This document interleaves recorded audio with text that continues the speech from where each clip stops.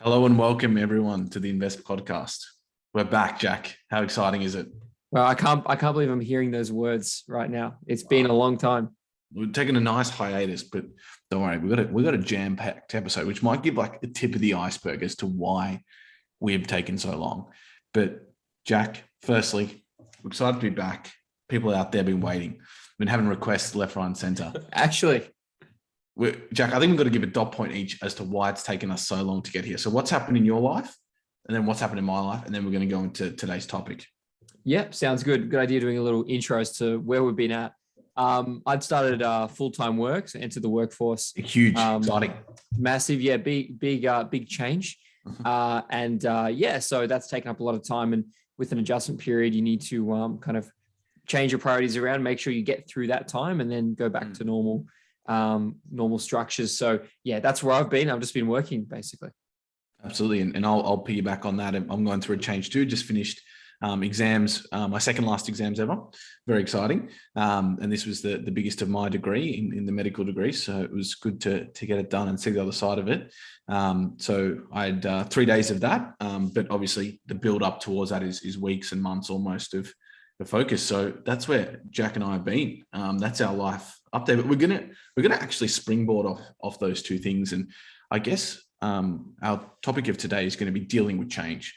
And how to sort of face change front on, right? Accepting that change is inevitable. Things move, our environments, our mindsets, our surroundings, the people in our lives even, right?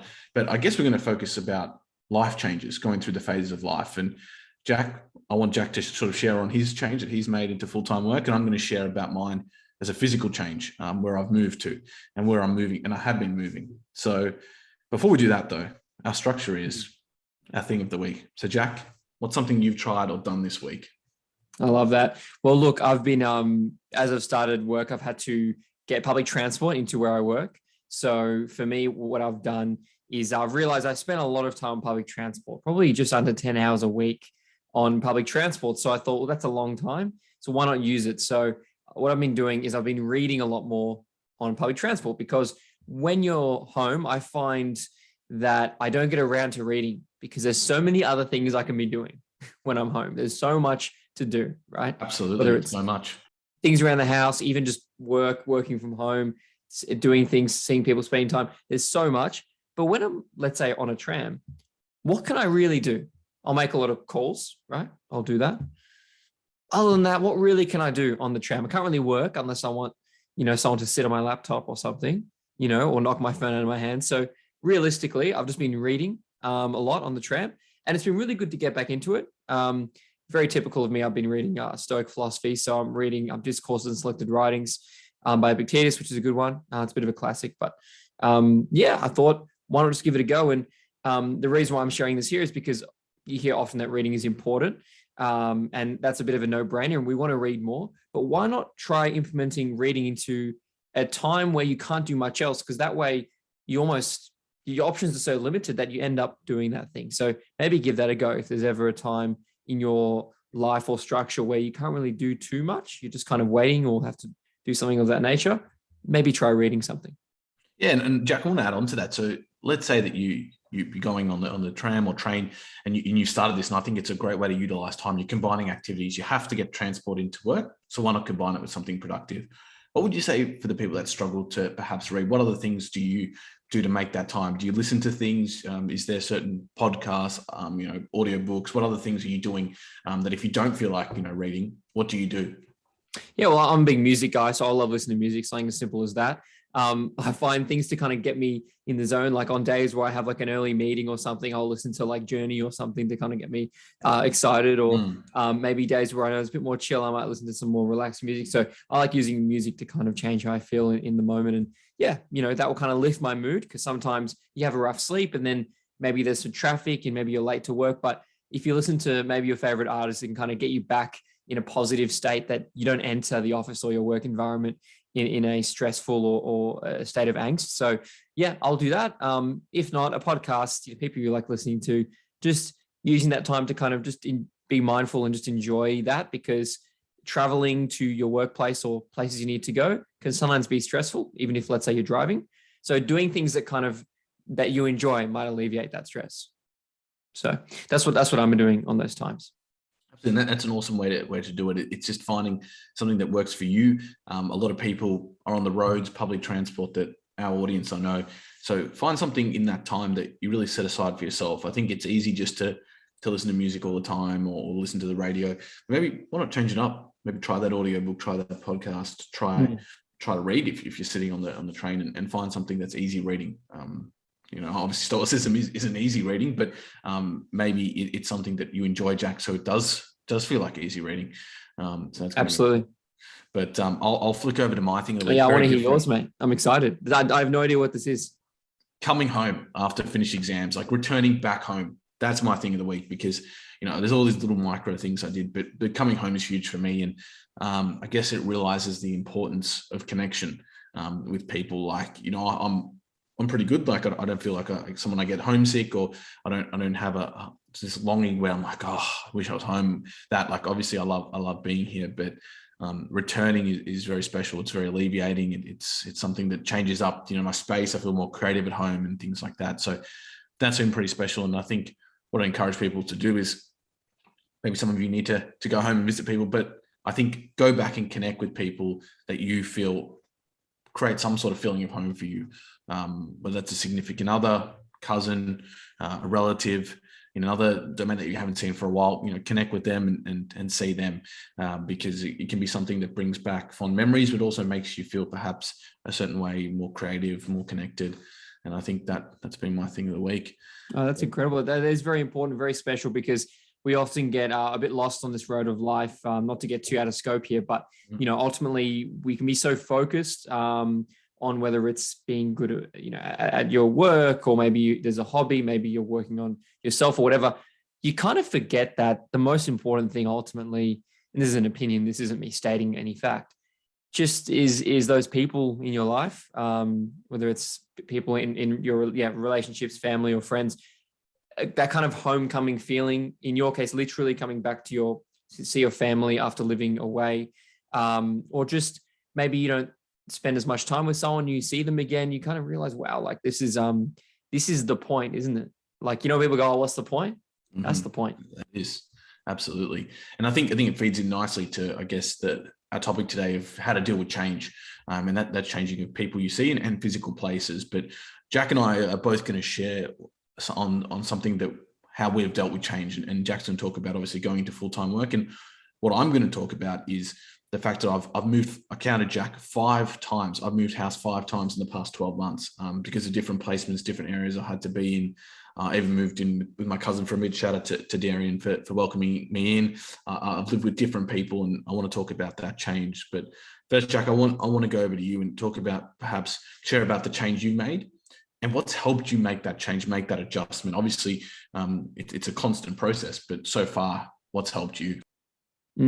Well, I've just been so grateful to have such amazing support around me, people that have helped me, whether that's on an emotional level or practical things. Like maybe I've been so rushed I haven't had time to cook a meal and someone's prepared something for me, or perhaps there's things that I don't have time to do because I'm so time poor. People help me, so that's really helped a lot. In terms of things that I've done, in the sphere of my own control, I've really just taken it day by day. I haven't tried to think too much about the long term.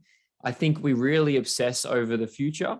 I'd rather think about the future than the past, but in saying that, I'd rather be in the present. So I don't want to obsess about the future. And it's so easy to do that when we experience change, because when we experience change, now we start to extrapolate that into what that future will be, because as soon as something changes, now your future will change. The trajectory you had originally thought of is different. That's why breakups are so difficult, because you have literally changed your situation in terms of your intimate relationship. So now that imagined future with that person has just dissipated in front of your eyes, and that's where a lot of the pain comes from. So when I experience change, like now going into a new place of work, I try not to get too ahead of myself and think about, oh, maybe something small will bother me. And then I think, what will this be like, in 100 years? It's like, you know what? I'm just going to focus on today and get through it. So that's been the main thing. That's been a more of a psychological thing. That's helped me kind of adjust to this change. Oh, absolutely. I think it's so important, that perspective. And I guess it starts before you have perspective, you got to have acceptance, accepting that this is what's happening. You said there's this minute thing that might be accepting that, okay, not comfortable with this, but right now it's minor in the scheme of things. And then working at how you can sort of deal with that. And I think for me, as I said, my change has been moving a lot. And with that becomes meeting people, right? Part of change, obviously, you starting a new job, you're going to meet new people for the first time. For me, one of the great things about moving is I've lived with different people, and I get to know people that otherwise I might not have gotten to know. I think that's one of the most exciting aspects of change is the sort of opportunities that arise in the people we meet. So maybe, Jack, you can talk to that, because that's an angst a lot of people have with change and change of job, scenery, house, lifestyle, is maybe dealing with other people during that change. So how have you dealt with that, meeting your new colleagues? That's such a good question, because those things you really have no control over. And again, my entire life purpose is basically identifying what's in my control and what's not, and then acting accordingly. So when it comes to something like that, when I have no control over, you just kind of have to deal with it. So if I can't control it, I just try to let it go. So I haven't been able to choose who I work with, for example. But in saying that, you can control your relationship with them. And, it's you're making an effort to get to know people and understand people and really connect with people is so important, because if you can engage, you can have a great relationship, and then everybody wins. So, in terms of what you've asked about how I've dealt with that, I've just really been myself and kind of been, I guess, lucky enough that the people that I'm now working with kind of gel to that personality, of myself. And I like the people I work with. They're great people, so I'm very lucky like that. If there were a situation where I come across someone who, let's say, through a change, maybe something random, like I've changed the supermarket I go to or something, and now I always bump into someone who is an asshole or something, right? Just a random example. Yeah. Sometimes you just need to be like, well, as you mentioned perspective earlier, Isaac, some things you just don't worry about. There's so many other things to deal with. Some people just are not good people, and that's okay. And it's like, we don't judge those people. We just take pity on those people, because, the way that they listen to their own, the way they listen to themselves and their own actions is a way that you don't agree with, but, that's their life. So if I ever come up against someone like that, then the way I deal with it is I just acknowledge that there's someone else, and I don't have to be that person or agree with what they do, but how have you dealt with that? Because I could ask the same thing to you, Isaac. Like, you obviously live with different people. I mean, sometimes people will spend years deciding who they're going to live with, whether it's a friend, a family member, or someone in a relationship. You've just had to do it without a choice. So how have you navigated that change in your life? Yeah, to count the number of people I've had to live with, because I was in shared accommodation with other students. I've been with people that aren't in the medical field. I've been so many different people, I reckon, in the past 12 months I've seen. And the biggest term is flexibility. And that is something I had to really develop. I'm going to give a first example is stayed in a place with no heating. And I thought, like, as a house, maybe we could look at getting some heating options. The others weren't that interested. But this is winter time, so I was like, I'll be flexible. Started wearing three jumpers around the house. Like, that's it. Like, I just had to accept. Like, look, I can't convince these people. Well, you can't control that, right? So you do what you can control, which is wear a third jumper, maybe 4, if you're feeling like. Absolutely. Another one was someone in the house was not allergic, but eggs didn't agree with them. They just didn't like eggs, right? I love eggs. Growing up with chickens in my house, always made eggs. Love an omelette every second day or something like that. I was flexible. I said, look, that's fine. Won't make eggs when they're in the house, and I won't use, won't make eggs on them. So if they're in the house while you're making eggs, are they just like disgusted or something? Made them feel unwell. Maybe I didn't investigate it further. I just accepted they don't like it, so I'm not going to make it when they're there. Okay. Or I'm not going to make it at all. So I just changed up my diet, added some new dishes, changed it up, and made eggs when I wasn't in that house. So that's how it is. It's just flexibility, and I think that's really important. And I want to jump onto that, because you feel like perhaps with the change, Jack, as you said, like you're always accepting the change, which can be hard. It can be hard to do that acceptance, right? And it can be hard to be flexible. Like, some people don't want to wear 3 jumpers, and they won't, right? But I think what you have to do also is balance it with finding familiarity. So coupling that idea of being flexible is finding familiarity. So for me, I'm going to give an example is I watch Seinfeld because that's a TV show I've always been familiar with. I've watched it for years, so I would watch that. So even though I'm in a new environment, I'm watching something familiar to me that I love, that I enjoy. So it's sort of compromise in a way for me, perhaps. And Jack, that could be something similar you're doing as well. That even though you're in a big city office, maybe you're doing similar things. Maybe you're doing having the same lunches. Maybe the food. Maybe I'll give you an example of that. What you've described there is people often refer to as a comfort show. You find a sitcom like, I agree, I love Seinfeld. Some other people, it's Friends or The Office or whatever it may be, right? Or great shows. The comfort show is great because sometimes when you're going through a rut or something, it can really create that familiarity. And we gravitate towards those things sometimes without realizing. How many times have people really wanted maybe their favorite dish from their mum that they've cooked that, or maybe they've gone back to their favorite show, or they go listen to their favorite album. It's like a blanket, a warm blanket of familiarity, right? And we need to put that blanket on, on top of your 3 jumpers, right? Because we feel more comfortable in that. And yes, I've done that myself at the job. Sometimes I'll put some headphones on and just listen to some Jay-Z or something, or whatever, 50 Cent, whatever I'm in the mood for. Because even though I'm doing something, I think, oh my God, I have no idea what I'm doing. I'm going to have to figure this out. At least I've got, 50 Cent yelling in my ear, and I, enjoy that for some reason. So for me, it creates a familiarity. It's like, this is something that I'm comfortable in. I like that music. So that is my warm blanket, or it may be Seinfeld or whatever. So I agree. You need to, when you do have to be flexible and compromise, you also need to try and implement some familiarity when you're going through any kind of change, because that can actually make you feel more comfortable. That's a really great point. Familiarity is so important when it comes to change.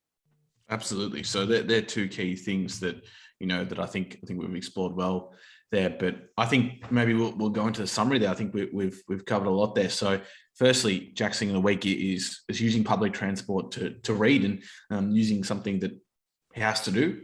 The time is there to make it more productive. And that's those small little changes that can really amount. And for me, it was coming home, coming back and connecting with where I'm from, and obviously family, which has been really important. And then we discussed change, and Jack's change was starting full-time work, a phase of life that a lot of people do find challenging, and not just challenging from a perspective of, I need to get in the door at a place, but also, adjusting to that change and new learnings and on the job learning. Additionally, for me, my change was moving house, moving so many times because of different placements and just how things worked out, rent agreements ending, and temporary accommodations, things like that. And we both discussed ways that we've dealt with it. And Jack, you were speaking about acceptance, the idea that I'm going to focus on what I can control and accept. And also find the small little things in my day that I kind of can go back to. And you sort of, we both spoke about the finding familiarity in our days. And additionally to that, I spoke about flexibility. So being flexible and accepting that you meet new people, they're coming from a different place. You might have to meet somewhere, or be flexible in what you want. Who knows? You might have to start wearing 3 jumpers and stop cooking eggs, very soon. So heed Isaac's warning. Yeah, well, it's just how it is, and you get through it. You honestly, you've got to move on, and change is almost inevitable. Where everything's changing around us. Values, the new generation of younger generations below us, and generations that have gone. There's so much change and so much difference in the world we're in. So it's how it is. So you've got to find ways to adapt, and you've got to adapt. You got to accept it. That's it. Exactly. It's been such an interesting chat about change, and it's good to be back. And we can hopefully find a way to, now that we've gone through that phase, that transition, that change in our lives, we can find a way to get back into the podcast, and we'll start accepting some more requests, and produce some more episodes for you guys. Yeah, absolutely. Can't wait. Awesome, Jack. Well, thank you. All right. Thank you, everyone. We'll see you next week.